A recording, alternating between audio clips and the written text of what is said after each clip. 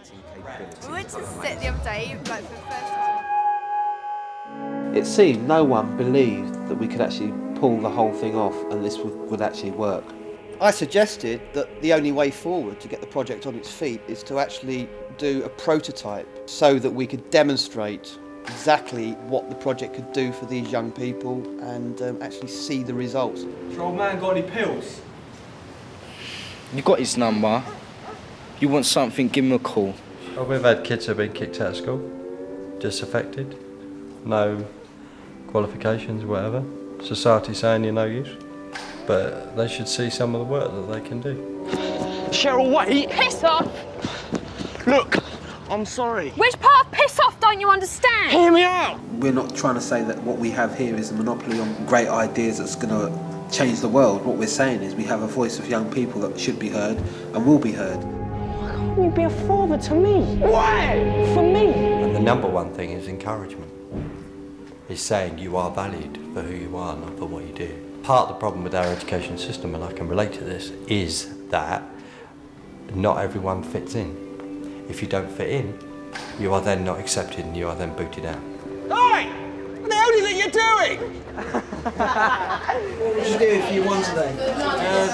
I'd be ecstatic. Yeah? It was so funny, right? I was sitting in there and he started going to me about how I was sitting at a bus stop and I had to improvise. No, this one's better. That one's more nerve-wracking. Oh, that was cool. What could go wrong? Well, last time I sat there and I said my bit and then I went, line please, and that was really embarrassing. What do you want? I don't know anything. I don't care. Well, I do. I ain't your servant. What do you want? Do you know your lines? Yes. Oh, shut up, Portman! Lads, let's put the fire out. I had to give up my job to do this. What's wrong with wanting to be something? I ask myself that every night. You think you've got it? No, because like my age, and I'm 12, so I don't know. What kind of an excuse is that? Went well.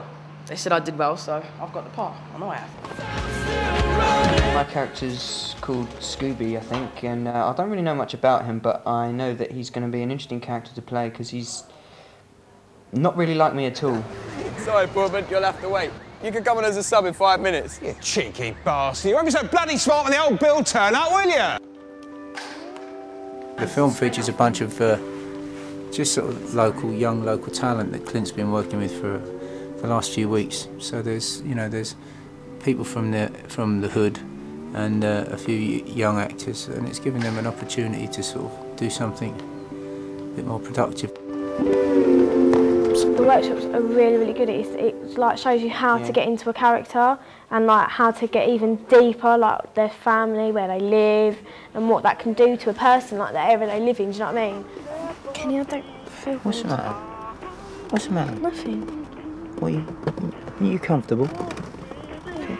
You're not comfortable. I especially like the set building. At one point, we had to build some cupboards for the hospital scene, and it was an interesting exercise because we had to build them, while the other half of the team told us the instructions, but we were not allowed to talk or make any noises or gestures whatsoever. We just had to follow the instructions, even if we thought that they were wrong, which was very, very good exercise for team working. Mr. Pierce, I think we need to talk. I learned how to make flats. Lots and lots of flats. What's a flat? It's a big fake wall made out of plasterboard and wood. For the first few days, I was making a scale drawing of the buildings we were in. I always wanted to work in film and TV, but they said that I didn't have enough experience. And after working on PUKKA, the university agreed that I had enough experience to gain an offer to study film and video. What you listen to, rude boy? Since I've done the PUKKA film at college, I've noticed how much my acting has improved. Shit, man. Always listen to you too. A man like you should be listening to Black Ice, like Tupac, DMX, 50 Cent, Eminem. Here, there has been a real education process, and film is, I think, unique. It is a vehicle that people can learn so much on. There hasn't really been much to do in Stevenage, and going down to Merrymead, it was always fun and there was a lot of activity going on. As I've always been interested in filmmaking and music, it was a good thing for me to release some energy and get my creative skills going. They actually asked me to compose a piece of music for the film, for the living room scene. Do you want a drink? Before I got involved in the PUKKA project, I was sort of like just knocking around, getting drunk and nightclub. Stuff like that, really. Doing the usual girl thing at 16. There's been quite a number of young people who've turned around and said, look, if we weren't here, we'd be causing trouble on the street. Where was ya? I can't tell ya. Believe me, if I could, I would. But I can't. You are such an asshole! Just hanging around the park, really. That's what I used to do.